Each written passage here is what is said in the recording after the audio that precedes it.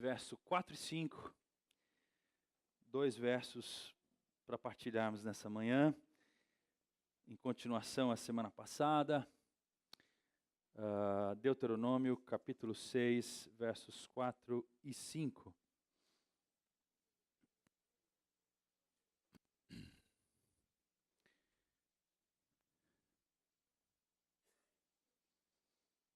Diz assim o texto sagrado: Ouça, ó Israel, o Senhor, o nosso Deus, é o único Senhor. Ame o Senhor, o seu Deus, de todo o seu coração, de toda a sua alma e de todas as suas forças.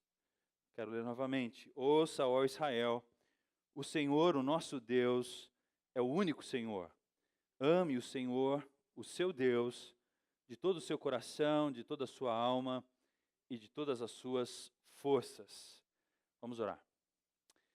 Deus, nosso Pai, queremos colocar tudo diante de Ti e pedir que a Tua palavra venha ao encontro do nosso coração, das nossas necessidades, dos nossos equívocos e nos transporte, Senhor Deus, para mais perto de Ti e em direção à liberdade que o Teu Evangelho nos concede. Queremos fazer isso, Pai, queremos ter essa experiência contigo mais uma vez e queremos que ela transborde, não só para nós, mas para nossos filhos, para nossos amigos, nossos funcionários, nossos colegas de trabalho, para as nossas relações, Pai. É isso que nós te pedimos nesse instante, para a Tua glória, e pedimos isso tudo sobre o poder e a influência do Teu Espírito sobre nós e o poder da Tua palavra, em nome de Cristo. Amém. Ouça, ó Israel, o Senhor, o nosso Deus, é o único Senhor. Dizem que existem 3 perguntas fundamentais que você deve fazer a seu filho. A primeira pergunta é que profissão ele vai escolher ou qual a contribuição que ele dará ao mundo. A segunda pergunta fundamental é com quem ele vai se casar, porque isso é uma coisa complicada.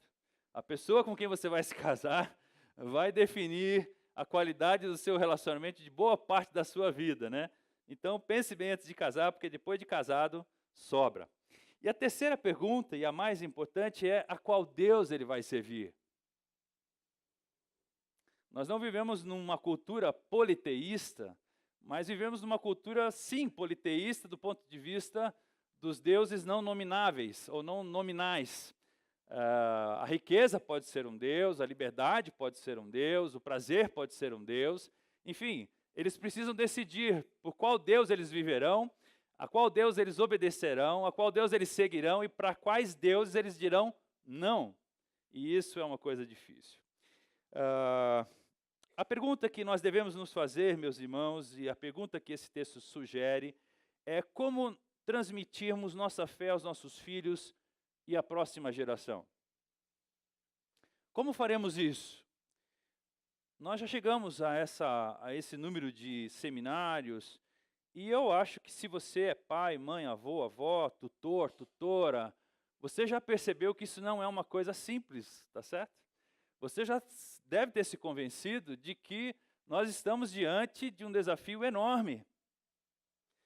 E eu não sei se nas outras gerações foi assim, e eu estou apavorado porque é a minha geração, né? É a minha vez de fazer isso, mas se eu não estou enganado, esse modelo, esse fluxo filosófico, essa cosmovisão pós-moderna, pós-cristã, esse mundo de relações líquidas, esse mundo hedonista, esse mundo de...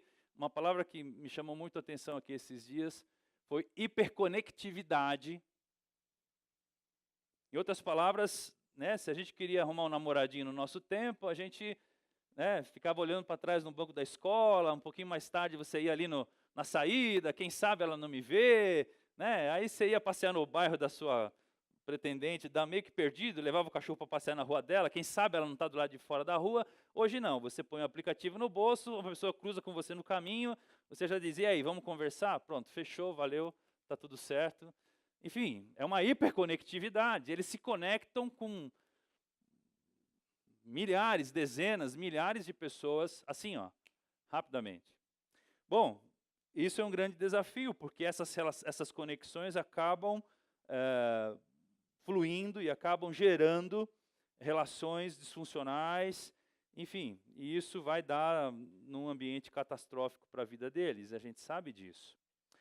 Moisés nos oferece aqui um plano para conservarmos as nossas origens e transmitirmos a nossa fé à geração seguinte. É isso que Moisés está fazendo. Este foi o seu último desafio à nação de Israel.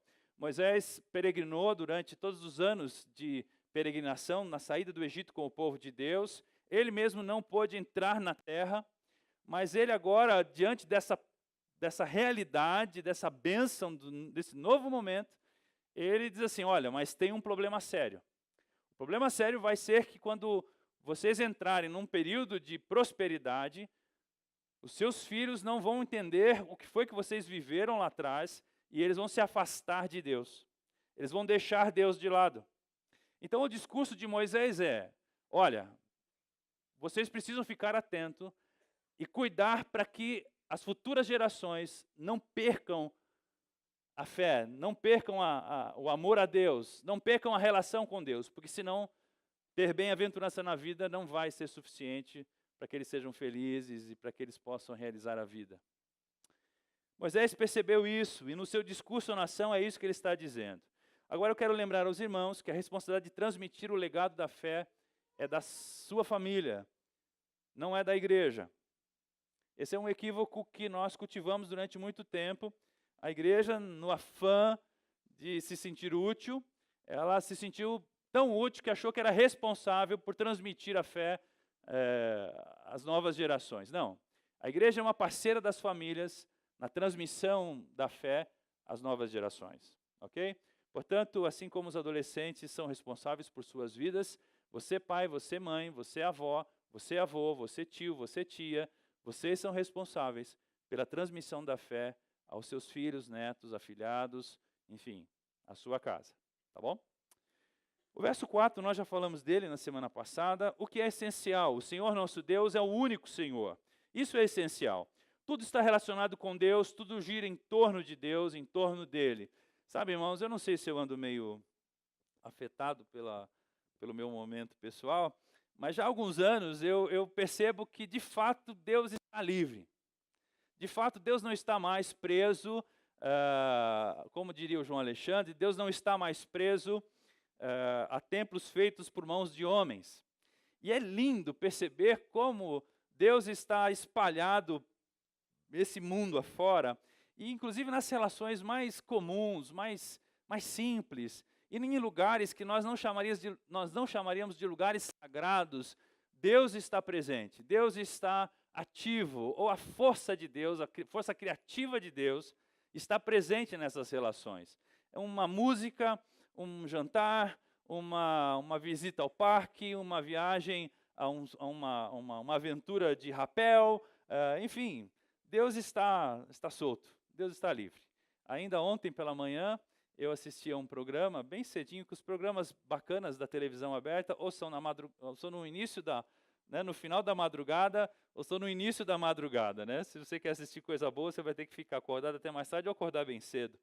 E aí aqui, pertinho de nós, aqui na região de São Caetano, ali na Paranapiacaba, aquela região toda, eles mostrando aqueles lugares, e tem ali um horto que você pode fazer, tem 4 cachoeiras, você faz uma peregrinação lá, uma viagem, que lugar lindo, que lugar maravilhoso. O que eu estou querendo dizer é que tudo está relacionado a Deus.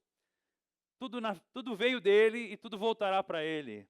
Ele é o alfa e o ômega, o princípio e o fim.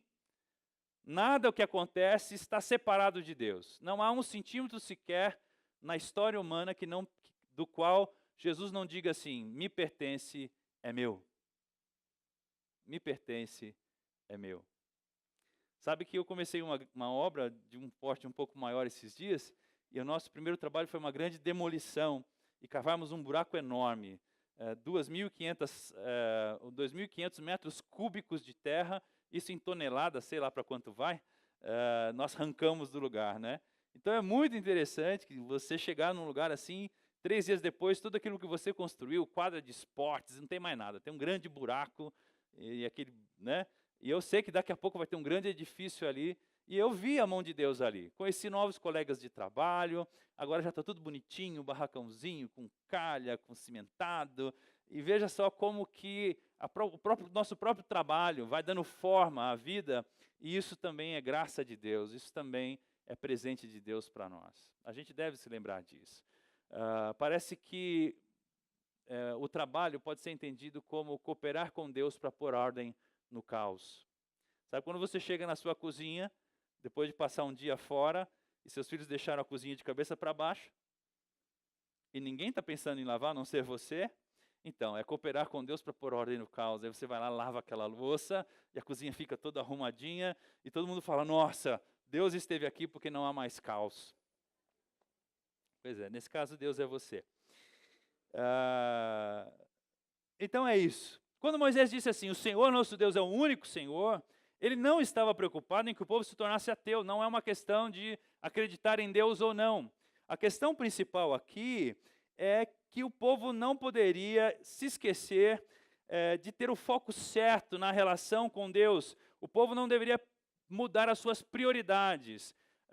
Jesus também nos orientou assim, busquem, pois, em primeiro lugar o reino de Deus e a sua justiça, e todas as outras coisas lhes serão acrescentadas. Jesus fala isso no contexto de que você não deve se preocupar com coisas secundárias, comer, beber, vestir, enfim, Deus se ocupa disso. Você deve se ocupar de viver a partir do seu relacionamento com Deus. Você deve deixar em primeiro lugar o que é primeiro, e então todas as outras coisas vos serão acrescentadas. Quando eu falo isso, eu tenho a sensação de que algumas pessoas entendem assim, você deve primeiro ir para a igreja e as outras coisas darão certo. Não é isso.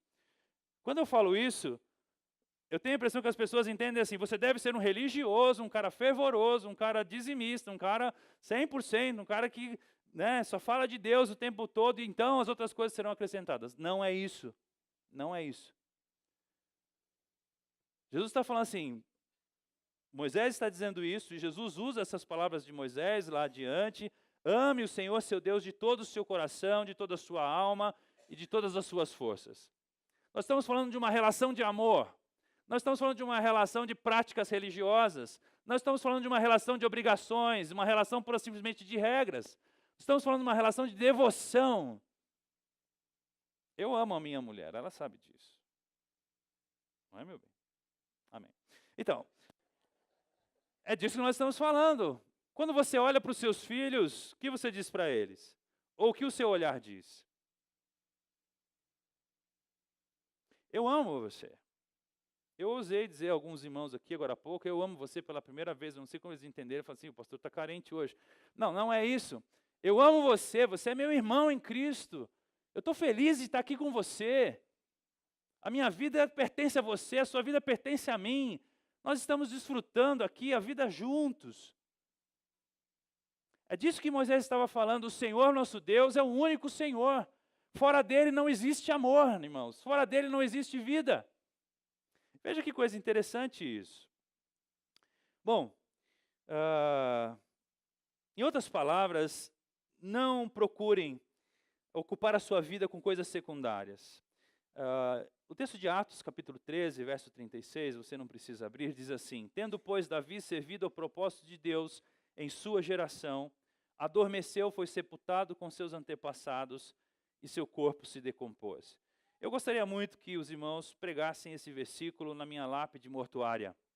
Se Deus der a graça de vocês me enterrarem primeiro, por favor, mande talhar uma lápide mortuária e coloque lá esse versículo aqui. Não, estou falando sério. Atos 13, 36. Alguém anota aí, a secretária da igreja. Anota aí, que é para o pastor morreu, vai pôr isso aí lá. Porque eu quero muito que, tendo, pois, Eli servido aos propósitos de Deus da sua geração, o Hélio falou aqui agora há pouco, assim, de relance, né? Qual é o propósito? A liderança precisa ter um propósito, uma razão de ser. E Deus não trouxe nenhum de nós à existência sem razão de ser. E é incrível isso, porque quando eu era jovem, quando eu era menino, eu achava que ter propósito na vida era ser grande, era ser líder, era fazer grandes coisas. Hoje eu não acho mais nada disso. Hoje eu só fico pensando assim, Deus, como é que eu, sendo assim tão fraco, tão pobre, tão falho, ainda assim consigo ser útil às suas mãos para partilhar da vida que o Senhor me deu para a vida de alguém? E isso eu faço nas minhas relações mais simples do mundo. Quer ver o que eu fiz essa semana? Não estou falando para me orgulhar, não. Estou falando para você entender que isso é simples, tá bom? Então você imagina o seguinte. Eu tomei um tombo de um fornecedor aí feio. Sábado passado tive que brigar com ele, ameacei, gravei vídeo. E ou você fala a verdade, eu vou atrás dos meus direitos. Isso tudo no sábado à tarde. Mandei parar 8 caminhões e um barraco. Tive que fazer um barraco, não teve jeito. Na segunda-feira, no domingo eu resolvi o barraco. Na segunda-feira de manhã eu passei na padaria. Eu falei, hoje eu vou na padaria. Comprei 20 pãozinhos, roubei a margarina lá de casa. Mandei a zeladora do prédio fazer um café bem gostoso e montei uma mesa. E quando todos eles chegaram para trabalhar, eu disse assim, ó, tem um cafezinho ali, já está pago para a gente tomar. Ninguém entendeu nada. Falei assim, pô, esse cara deu um piti no sábado, saiu soltando fogo pelas ventas. Na segunda-feira ele compra pão, manteiga e põe café para a gente tomar. Oh, ele é bipolar ou é crente, né? Então, é um dos dois. Eu acho que eu sou crente, amém. Então é isso, meus irmãos, é isso. Eu quero servir aos propósitos de Deus à minha geração. Eu quero influenciar pessoas, meus filhos, meus vizinhos, meus amigos, meus parentes, do jeito que eu puder, onde eu puder, não é? Às vezes a gente se acha tão pequeno, mas pastor, eu só fico dentro de casa, minha amiga, mas sim, seja a melhor mãe do mundo. Né? Às vezes você fala, minha vida é cuidar da minha mãe que está doente e tal e tal. Às vezes quem cuida de 500 não cuida de um. Eu sou diretor do hospital, cuido de 500 pessoas doentes. Mas você não cuida de ninguém, na verdade. Você só manda. Agora você não, você está ali, full time, cuidando de um. Isso não é pouca coisa. Amém. O verso 5, onde eu quero me deter hoje, fala de lutar pelo coração, e o título da minha mensagem é Lute pelo coração dos seus filhos, ou lute pelo coração do seu filho. O verso 5 diz assim, ame o Senhor, o seu Deus, de todo o seu coração, de toda a sua alma e de todas as suas forças. Essas palavras, meus irmãos, foram ditas num contexto. E esse contexto tem duas palavras que expressam bem que contexto era aquele. As palavras são desobediência e amor. Quando Moisés diz isso, Moisés está dizendo assim, pessoal, aliás, no livro do Êxodo, capítulo 6, verso 20, o povo chega para Moisés e fala assim, o que nós vamos dizer para os nossos filhos quando eles perguntaram por que o Senhor deixou essa tradição, como é que nós chegamos aqui? Aí o Moisés responde a esses pais dizendo assim, olha, conte a eles como foi que Deus nos tirou do Egito. O contexto aqui é o seguinte, pessoal, o que nós fizemos para Deus nos últimos 40 anos? Para merecer entrar na terra prometida que Deus disse que nos daria. O contexto era, nós desobedecemos a Deus durante 40 anos. Nós negamos a Deus. Nós pisamos na bola com Ele. E agora o Moisés está dizendo assim, pessoal, ame o Senhor seu Deus de todo o seu coração, de toda a sua alma e de todas as suas forças. Veja que interessante isso.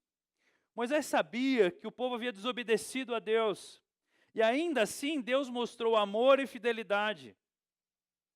Essa era a diferença entre um sistema de regras ritualista e uma fé viva, impulsionada pelo amor.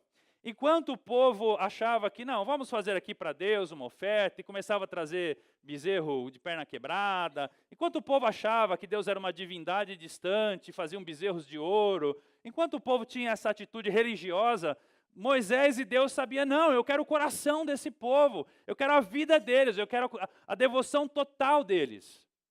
Não se trata de vir à igreja, se trata de me amar. Você pode vir à igreja, mas... Às vezes eu falo assim, eu fico pensando, será que o pessoal está achando que eu posso... Não. Deu para entender? Então, Moisés está dizendo assim, pessoal, parem, por favor. Parem de achar que Deus é esse Deus legalista, esse Deus de certo, de errado, esse Deus meritocrata, que você faz a coisa certa, Ele te abençoa. Você faz a coisa errada, Ele te fulmina. É verdade que Deus exerceu a sua disciplina sobre o povo durante esses anos todos. Mas é verdade que no final, Deus cumpriu a sua fidelidade para dizer assim, eu sou um Deus que ama, eu sou um Deus confiável, você pode confiar na minha bondade, porque eu sou um Deus que abençoa 1000 gerações daqueles que me temem. E só amaldiçoa a terceira geração daqueles que me desobedecem. Entende isso? É nesse contexto que essas palavras são ditas. 1500 anos depois, Jesus vai dizer a mesma coisa. Ame o Senhor seu Deus de todo o seu coração, de toda a sua alma, de todo o seu entendimento, de todas as suas forças. Tanto Moisés como Jesus estão lutando por algo muito mais valioso do que um estilo de vida ou uma prática religiosa. Eles estão lutando pelo coração humano, pelo nosso coração. Eles sabem que a fé em Deus não resulta de elementos externos, ela é interna. Sempre que transmitimos regras, práticas, verdades, fora do contexto do amor, estamos vivendo a religião e não o evangelho de Jesus. Daí o apóstolo Paulo dizer o que sobre o amor? Ainda que,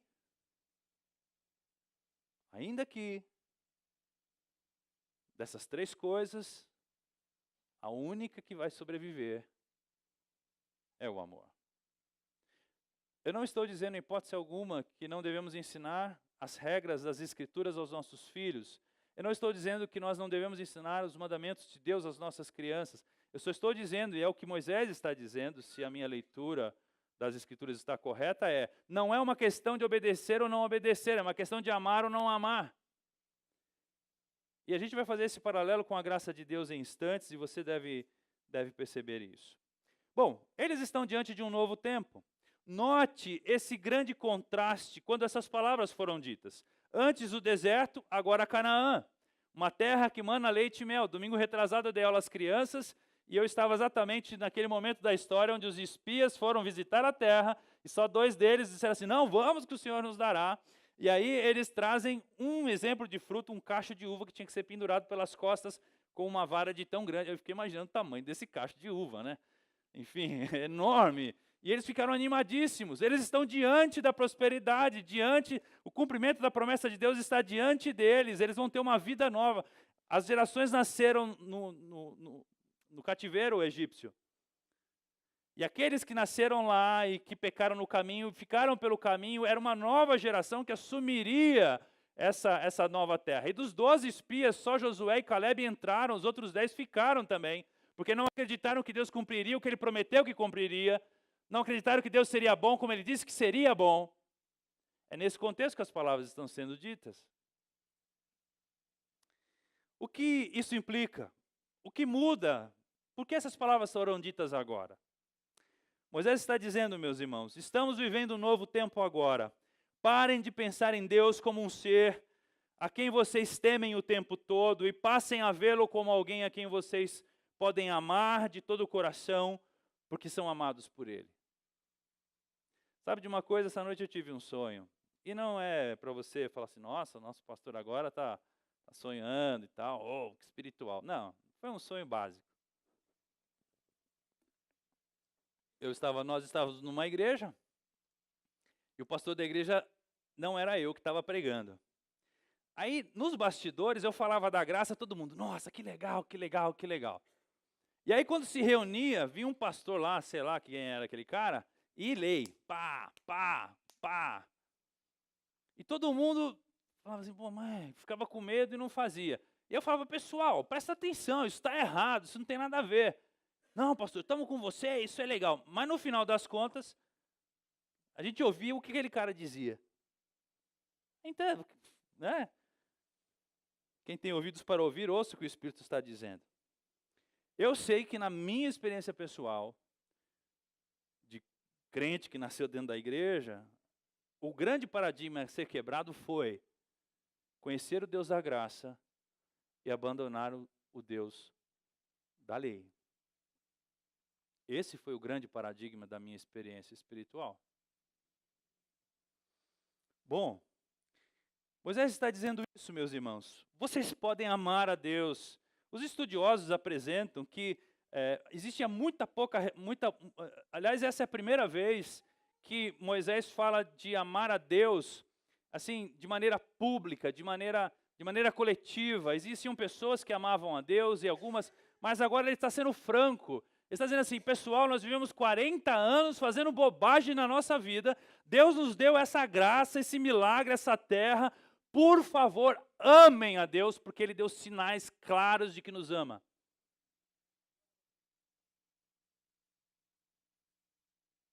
Ame a Deus de todo o seu coração.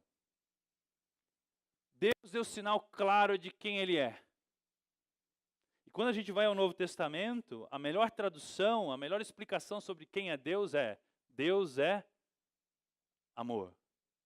E apesar dos nossos erros, das nossas falhas, e o povo errava vez após vez, vez após vez, vez após vez, Deus manteve-se fiel e fez com que isso acontecesse para dizer assim, eu mantive a minha fidelidade e o meu amor por vocês.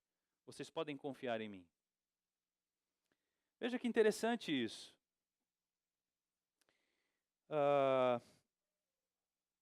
Tudo que eles estavam vivendo era fruto da fidelidade e da graça de Deus. Eles não mereciam estar ali, não tinham agido corretamente. O grande motivo de Deus fazer isso era dar uma prova duradoura do seu amor e do seu caráter. Agora, isso aqui, meus irmãos, é sim uma grande analogia, um grande exemplo, uma grande parábola para a nossa relação com os nossos filhos. E o título da mensagem é Lute pelo coração dos seus filhos. Veja só, nós pais entramos nessa discussão com nossos filhos. E por vezes achamos que o mais importante é ensinar as regras e a lógica por trás das regras para eles. Não que isso não seja importante, mas às vezes a gente acha que isso é o mais importante. Eu prefiro ter razão na discussão do que ganhar o coração do meu filho. Veja só, as regras e a lógica podem ser debatidas. E a gente tem que entender que com essa mudança do nosso tempo, que afeta mais nossos filhos do que nós, o sistema de valores da sociedade se degenerou para longe dos valores das Escrituras, está certo? Ontem nós tivemos uma festa familiar e a presença de muita coisa ali que nós nunca tivemos em casa, dentro de casa. Menina com menina, menino com menino, menino que queria conhecer um menino, menina que queria ficar com outra menina, tudo assim. Mas é a nossa família. E você não tem como dizer assim, não está acontecendo. Está acontecendo. E só Deus sabe o que ia acontecer, porque todos pegaram um carro depois das 11 e bye bye até amanhã. Então não vamos fechar os olhos para essa realidade, tá certo? Ou vamos? Fingir de conta que isso não está acontecendo. Pois é. O que eu estou querendo dizer, meus irmãos, é que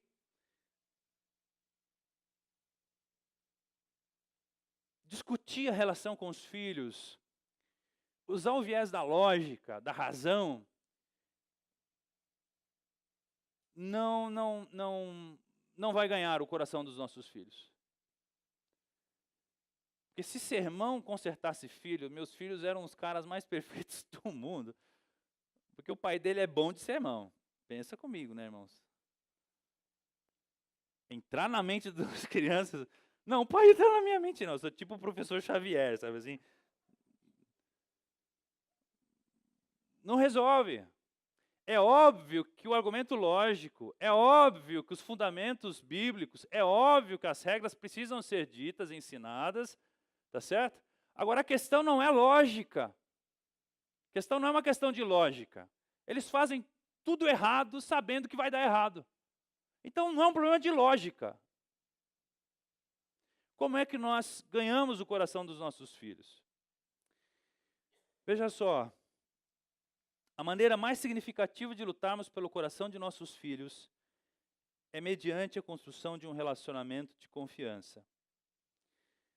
Moisés está nos ensinando um princípio essencial na criação de filhos. Nós precisamos estabelecer com nossos filhos o mesmo relacionamento que Deus estabeleceu com os filhos de Israel. Depois de tudo que eles fizeram, Deus diz assim: ame o Senhor seu Deus. Deus é confiável. Lembra a história do filho pródigo? Não é a mesma história? E lembra a sua história antes de conhecer a graça de Deus? Não é a mesma história? Aliás, nós cantamos a última canção, os músicos já podem ficar preparados para a gente cantar de novo. Fui constrangido. Não faz sentido. Por que Deus não desiste de me amar? Por que Deus insistiu em amar o ser humano? Parece que para Deus uma coisa é certa: eu tenho que ser confiável. Eu tenho que dizer para o meu filho: pode confiar em mim, porque o meu amor por você é confiável. Você não é confiável. E o que a gente quer é que, não, você não foi confiável, não confio mais em você, e a gente dá 2 passos para trás. Sabe o que acontece? Nada. Porque ele não vai passar a ser confiável. Ele é filho de Israel, ele é filho do pecado, ele é imaturo, ele não sabe o que quer. É normal que seja assim. Os responsáveis somos nós. Sou eu e você que tem que ficar em pé. Sou eu e você que tem que dizer assim: você fez o mal, eu vou te fazer o bem. Você fez a bobagem, eu vou cobrir você. Tu vai pagar, eu vou te ensinar. Você está vendo como a vida é? Você tem que se manter estável. O seu amor tem que se manter confiável. A gente acha que os nossos filhos precisam ser confiáveis. Isso é um erro. Nós temos que ser confiáveis para eles. Porque esperar que um adolescente não faça bobagem, olha, você vai se frustrar, hein?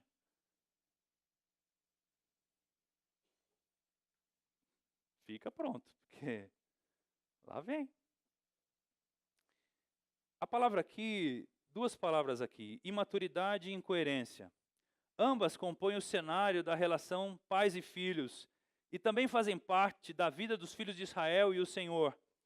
O Senhor usou isso, meus irmãos, para realçar a sua fidelidade e o seu amor. Olhe para a história de Israel. 2 palavras traduzem essa história: imaturidade e incoerência. Olhe para o seu filho adolescente. Olhe para os seus funcionários. Olhe para as pessoas que você tenta servir. Talvez o resumo que você diga é incoerência e imaturidade. Você é incoerente e você é imaturo. Bom, alguma novidade até aqui?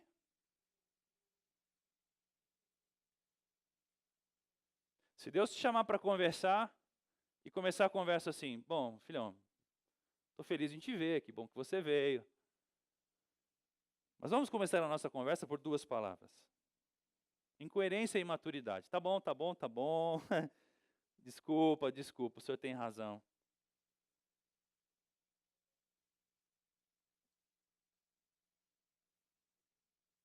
Porque quem não oscila é Deus. Quem não oscila é o amor de Deus. Nós oscilamos. Todos nós oscilamos.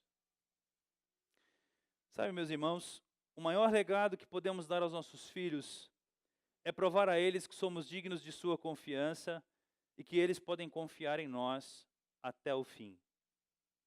Já teve um momento na minha vida de pai que bom, se você é pai, se você é mãe, você sabe, né? A gente dá tiro para todo lado. Você usa o método da vara, o método da cinta, o método do presente. Você entra em desespero. Você quer fazer de tudo, você fica louco. Se você é um bom pai e uma boa mãe, você fica louco, né? Então, assim, aí tem esse método aqui, é um método de Deus. Não varre nada para debaixo do tapete. Mas toda vez que levanta o tapete, recolhe a sujeira, pega a sujeira e lança no oceano e nunca mais se lembra dela.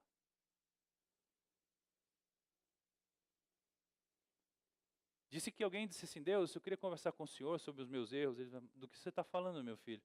Não, o senhor sabe que eu carrego essa culpa comigo. Meu filho, eu não estou entendendo o que você está dizendo. Não, o senhor não lembra do que eu fiz? é que é o seguinte, eu pego o seu erro e jogo ele, elimino esse erro. Eu jogo ele nas profundezas, eu não sei onde ele está, eu não sei do que você está falando. Isso faz parte do passado, acabou. Deus não é como nós, que discute na sexta o erro da segunda. Segunda, quebrou o pau, não sei o que, resolveu na segunda. Na sexta não tem mais o que conversar sobre a segunda. Agora começou de novo. Agora é vida nova. Imagina se nós, pais, tivéssemos um caderninho para botar no caderninho tudo que a gente faz por eles. Olha essa folha, irmãos.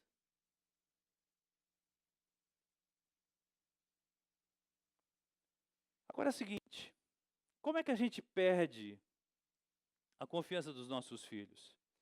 Sempre que fazemos uma dessas coisas, a gente perde a confiança deles.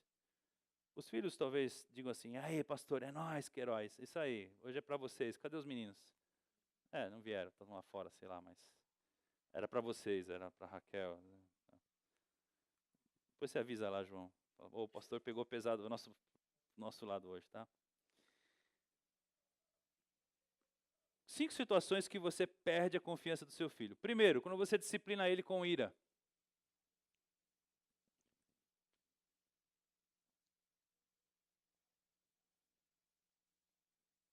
Não sei se já aconteceu isso com vocês. Ultimamente eu tenho segurado a minha onda, mas quando a mais velha era pequena, meu amigo, a Bíblia diz que você tem que usar a vara. Que vara coisa nenhuma. Aquilo ali era eu tinha que descarregar a minha raiva. Você já bateu em filho com raiva? Eu não aguento mais. Pum! Pronto. Toda vez que disciplinamos com ira, perdemos confiança. 2. São só 5, irmãos, calma. Respira fundo aí, o coração já acelerou, né? Uso de palavras que comunicam rejeição. Mas tu é burro mesmo, né? De novo, seu idiota. Eu estou usando terminhos leves para não dizer, né? Irmão, choca isso. Mas tu é vagabundo mesmo, né? Mas sabia que tu não ia virar nada nessa vida. Quer ver o pior? Tu é igualzinho seu pai, quando o pai não está em casa, inclusive, né? Tu é igualzinho seu pai. Aí o moleque fica assim, caramba, meu pai devia ser uma droga, porque eu nem sei quem ele é, mas ele não presta, porque tudo que não presta, minha mãe fala que eu sou igual a ele. Quando eu faço uma coisa certa, ela não fala assim, nossa, você é igualzinho seu pai, fazia tudo certinho. Não.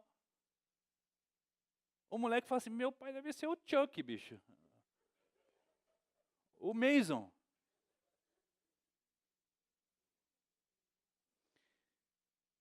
Quando você ignora a voz dos seus filhos, você perde a confiança deles. Ah, tá, já entendi. Tá. Crisezinha porque o celular não está pegando direito, né? Sabe de uma coisa, irmãos? A gente erra muito nisso. Eu estava conversando com uma irmã ali, que não vou dizer quem é. Ela disse, meu menino está dando muito problema, pastor. Eu falei, então, irmã? Presta atenção. Ele está tentando dizer alguma coisa indiretamente. Chega o boletim da escola, seu filho bateu outro dia lá. O senhor não entendeu. Explicam, mas não explicam. Como é que eu faço isso?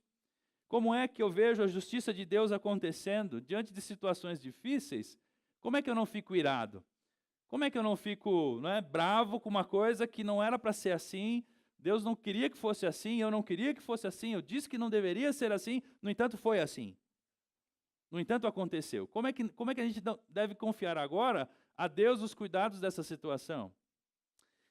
O Tiago não declara, meus irmãos, o que fez nesse sentido, por que ele fez essa afirmação. Mas o Novo Testamento tem pelo menos 3 bons motivos para você confiar na justiça de Deus. O primeiro motivo é que sentimentos de ira, quando são expressos, via de regra, são sentimentos incontroláveis. Sentimentos de ira, quando são expressos, via de regra, são sentimentos incontroláveis. E isso não cabe no Novo Testamento, isso não é uma boa coisa. A segunda razão, porque você não deve achar que a sua ira promove a justiça, e sim colocar isso nas mãos de Deus, é que a ira é incompatível com os ensinamentos de Jesus, e ele nos diz que nós devemos amar os nossos inimigos e não odiar a um irmão. A ira é sempre acompanhada do ódio. Quando você está irado, é quase que sinônimo de que você está odiando alguém. Isso é incompatível com os ensinamentos de Jesus. Jesus vai dizer que a sua ira não produz a justiça de Deus. Você não pode, por meio das suas palavras, da sua indignação, mudar circunstâncias ou mudar o coração das pessoas. Você não tem esse direito. Esse território você não pode adentrar. A terceira razão, Tiago não disse, não afirmou por que você deve colocar isso nas mãos de Deus, esperar a justiça de Deus, mas a gente sabe que a ira humana quer usurpar o lugar da justiça de Deus. A reação adequada diante de um absurdo, de sofrimento, isso está me machucando, isso está me causando transtorno, eu preciso mudar isso, eu preciso falar, eu preciso manipular isso, eu preciso resolver isso. A situação adequada diante dessa impossibilidade é a perseverança e o sofrimento. Durante a carta, a gente vai ver daqui a pouquinho que Tiago sabe, olha, meus irmãos, vocês devem ser humildes, vocês devem perseverar, vocês devem esperar que as coisas aconteçam. Essa é a postura que Deus espera de vocês. A força de vocês, a força da sua palavra, a força do seu discurso não opera a justiça de Deus. Não opera. O verso 21 nos diz assim: portanto, livrem-se de toda a impureza moral e da maldade que prevalece e aceitem humildemente a palavra implantada em vocês, a qual é poderosa para salvá-los. O que Tiago está dizendo, meus irmãos, você é esta incoerência que você condena. Isso que você acabou de condenar, essa tua ira que foi fruto de você ficar criticando, condenando outras pessoas, espera um minutinho só. Olhe para você e veja como você mesmo é uma grande incoerência. Veja que você é esta incoerência que você está condenando. O Tiago está dizendo, livrem-se da impureza moral e da maldade que prevalece no coração de vocês. A solução para isso é você aceitar humildemente a palavra implantada em vocês, porque essa palavra que foi implantada no coração de vocês, o Evangelho de Jesus Cristo, ela sim é poderosa para salvar você. Veja que coisa interessante.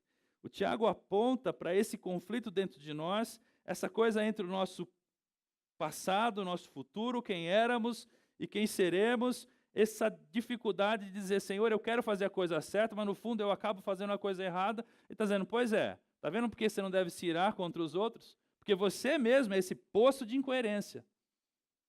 Você mesmo, se você for exercer a sua justiça, seja o primeiro a exercer justiça contra você. E o Tiago vai dizer assim, bem-aventurado o varão que não se condena naquilo que aprova. Que bom se você não se condenar naquilo que você mesmo diz assim, não, isso não é bom de ser feito. Se você conseguir não se condenar só naquilo que você aprova, já é um grande passo. Mas nós somos essa incoerência. Agora, o Tiago tem uma solução para esse conflito. O Tiago diz assim, você deve aceitar humildemente a solução do Evangelho. Se você não reconhecer o pecado, se você não reconhecer o que ele é, o que ele faz, se você não reconhecer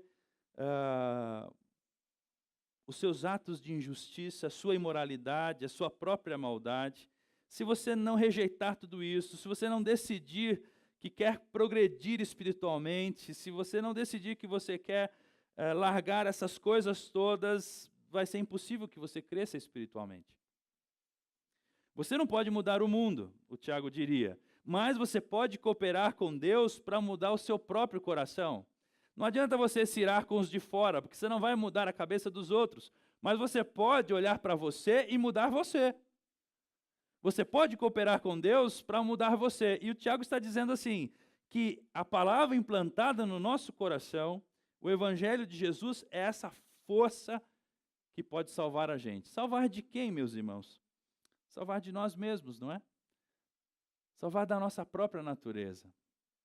Quantas vezes a gente não olha e fala, puxa, lá vou eu fazendo de novo aquilo que exatamente eu disse que eu não queria fazer. Veja que interessante o verso 22. Sejam praticantes da palavra e não apenas ouvintes, enganando-se a si mesmos. Usando uma expressão de Jesus, o Tiago está dizendo assim, olha a trave no seu olho. Olha o tamanho da trave no seu olho. Isso que você está passando tem a ver com falar demais, não reconhecer o seu estado de pecador e de as suas necessidades pessoais, e tem a ver com você enganar-se a respeito de quem você é. O verso 22, sejam praticantes da palavra e não apenas ouvintes, enganando-se a si mesmos. Se você praticar a palavra, você vai perceber que é verdade o que a palavra diz a seu respeito. Agora, se você ouve e entende, mas não pratica, você continua achando que você é inocente. Você continua achando que você não é causador, você não é tão mal assim. Né? Ainda há pouco estávamos lá em cima conversando sobre a graça e tivemos que perguntar. Temos certeza que Deus nos aceita, mas não é por nenhum dos nossos méritos. Qual a convicção que a gente tem mesmo de que não é a nossa bondade que faz com que Deus goste de nós? O Tiago está dizendo assim, olha a trave do seu olho. O grande perigo é nos determos na vida do outro e não enxergarmos a nós mesmos. Pessoas que falam demais, pessoas que falam muito, estão mais preocupadas com elas mesmas, porque elas gostam de se ouvir. Um grande sinal de alguém, que alguém é maduro, que alguém valoriza você, não é quando ela fala muito com você, é quando ela ouve você. Ouvir é um sinal, é um gesto de atenção, de carinho, de amor, de consideração. E eu li isso aqui, pensei isso aqui, eu falei, meu Deus do céu, me deu um arrepio assim, sabe daqueles que... Como é isso? Porque via de regra, quando alguém me procura, porque ela quer me ouvir, penso eu, né? Eu acho que isso não é verdade. Eu acho que é para falar. As pessoas querem falar, elas querem ser ouvidas. É um exercício difícil esse, meus irmãos. Tiago alerta, olha a trave do seu olho. Não pense que o grande assunto da sua vida é as outras pessoas.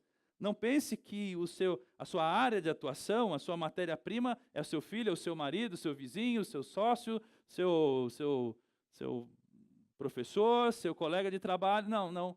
O grande assunto da sua vida, a grande matéria-prima que você pode influenciar e alterar é você mesmo. Aliás, é só você que você pode fazer isso. Influenciar só você ao lado de Deus. O Tiago está dizendo exatamente isso para nós. A saída proposta por Tiago é esta. A prática da palavra não permitirá que você se auto-engane. Não se engane a seu respeito. Agora veja que coisa maravilhosa aí, no verso 23 ao verso 25. Aquele que ouve a palavra, mas não a põe em prática, é semelhante a um homem que olha a sua face num espelho e depois de olhar para si mesmo, sai e logo esquece a sua aparência. Mas o homem que observa atentamente a lei perfeita, que traz a liberdade, e persevera na prática dessa lei, não esquecendo o que ouviu, eu diria, não esquecendo o que viu, mas praticando, será feliz naquilo que o fizer. O Tiago vai usar agora uma metáfora. A metáfora é, olhe o espelho. No verso anterior ele disse, olha a trave no olho. E agora ele está dizendo assim, olhe o espelho. Se você olha no espelho e percebe que precisa mudar, já aconteceu isso com você? Não? Vou confessar uma vaidade minha aqui para os irmãos. Você sabe que quando a gente vai ficando velho, vai pintando umas manchas, não vai? Aí a mulher foi no dermatologista e comprou um creme para tirar a mancha do rosto. Eu falei, mas esse negócio aí funciona? Funciona, meu bem. Agora no inverno você usa e tal. Quando você olha no espelho assim, você fala assim, não tô, olha isso aqui, uma mancha, tal, com uma mancha enorme aqui, ó, desse lado de cá. Quase não dá para ver mais. Eu estou fazendo tratamento, meus irmãos. Dia sim, dia não, aplico o ácido, não posso sair no sol, tem que passar protetor, tem todos esses cuidados, né? Porque eu não gostei do que eu vi no espelho. Daqui para cima não tem muito o que fazer, mas daqui para baixo ainda tem alguns remédios, tá certo? Você olha no espelho e fala, não é possível. Eu não gostei do que eu vi no espelho. Acontece com vocês? Ok, o Tiago está dizendo assim, se você olha no espelho e percebe que precisa mudar, então você sai de casa e depois nem se importa com aquilo que você viu lá no espelho, você é um camarada insensato e você ouviu a palavra, mas não praticou nada. Ele está dizendo que o espelho é a própria palavra de Deus. Veja a Bíblia como um espelho. Quem sou eu? A Bíblia diz quem é você, Guilherme. Quando nós lemos a Bíblia e entendemos a palavra de Deus, ela diz quem somos nós. Ela diz o que você está pensando. E se o que você está pensando está certo ou está errado. Ela diz que você é um corrupto, porque você falou, não, eu sou justo. Mas num determinado momento, nas Escrituras, você leu, você falou, não. Eu olhei no espelho, e o espelho me disse, está feio isso daí. Você precisa melhorar. Para ser bom, você tem que trabalhar muito. Para ser justo, você tem que trabalhar demais. Para ser perdoador, você tem que trabalhar demais ainda. Você não perdoa coisa nenhuma. E toda vez que a gente olha para a Bíblia, é como se a gente olhasse no espelho. A Bíblia revela quem nós somos. E o Tiago está dizendo assim, se você olha, se você vem ao culto, se você abre a Bíblia e você olha, e Deus mostra para você quem você é, e você volta para casa e nem se lembra da imagem que você viu, o que você precisa resolver no seu próprio coração, então não vai mudar nada na sua vida. Aí tem uma segunda atitude, ele diz aí também, olha lá. Mas o homem, aquele que ouve a palavra e não põe em prática, é semelhante a um homem que olha sua face no espelho, sai e nem se lembra mais e logo se esquece da sua aparência. Mas o homem que observa o quê? A sua face atentamente, ou melhor, observa a sua aparência, mas o homem que observa atentamente a lei perfeita, que traz a liberdade e persevera na prática dessa lei, não esquecendo o que ouviu, mas praticando, será feliz naquilo que o fizer. Em outras palavras, você olhou, a Bíblia diz para você, pum, jogou de volta quem você é. Aí você fala assim, quer saber de uma coisa? Estou gordo mesmo, vou resolver esse problema. Vou cortar a pizza, vou cortar as calorias, vou me matricular na academia e já está tudo pronto, é isso? Resolveu? O que acontece depois? Chega o dia da pizza, você vai ter que aguentar a vontade de comer pizza. Ontem foi o dia da pizza lá em casa. E nós rolamos, e pizza não, hambúrguer não, esfirra não. Eu falei, meu bem, chega, não aguento mais. Faz o que você tiver na geladeira, uma coisa simples, cheia de salada, porque senão nós vamos se matar aqui, só tá nós dois em casa. Se comprar uma pizza para nós dois, vai ser uma farra do boi aqui, vai ser um... Mas isso só não é suficiente mais, porque na nossa idade nós temos que comer a metade, exercitar o dobro, enfim, daqui para frente, filho, tudo que você comer acumula. É assim que funciona. E aí você vai ter que praticar isso. E o duro é levantar da cama com frio e ir andando. Você anda um pouquinho, começa a correr, já as juntas começam a doer. O que o Tiago está dizendo é o seguinte, quando você olha quem você é, quando você vê os seus defeitos de caráter, quando você vê as suas fraquezas, você tem que sair de lá do espelho, que é a palavra de Deus, e, vamos malhar, cara, vamos mudar isso aqui.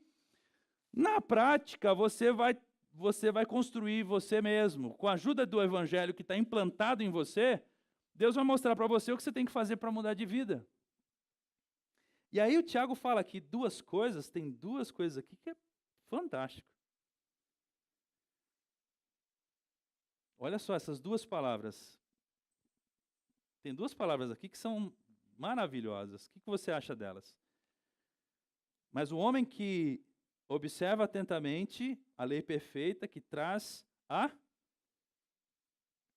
liberdade e persevera na prática dessa lei, não esquecendo o que ouviu, mas praticando, será feliz naquilo que fizer. As duas palavras é liberdade e eu chamo a outra de realização, ou será feliz naquilo que fizer.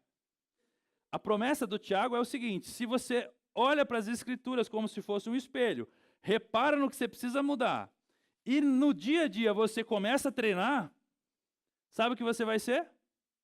Uma pessoa livre e uma pessoa realizada naquilo que você fizer. Amém, meus irmãos? O amém está muito batista. Tinha que ser um amém bem pentecostal agora para acabar com... Pastor, nós entendemos tudo. É verdade, é isso mesmo, o Tiago tem razão. Liberdade e realização. Quem não quer? Já dizia o samba, liberdade, liberdade, abre as asas sobre nós, meus irmãos. Quem é que quer viver uma vida de frustração e não uma vida de realização? Quem é que quer andar pela vida, passar por essa vida numa dinâmica de não dá certo, não vai, não acontece, não consigo, não sei. Quem é que quer ser frustrado na vida? Eu nasci para ser frustrado, o meu sonho é ter um atestado de frustração. É você esse caso? Você deve procurar um psicólogo, um psiquiatra, você deve estar deprimido. Ninguém quer isso. Agora, pensa um pouquinho essas duas palavras encantadoras. Liberdade e realização. São essas duas palavras as promessas de Deus para aqueles que perseveram na sua vontade, aqueles que se veem no espelho, se veem na palavra de Deus e começam a praticar a palavra de Deus, começam a se exercitar. Você vai ser livre e você vai ser realizado. Meus irmãos, meu testemunho é esse.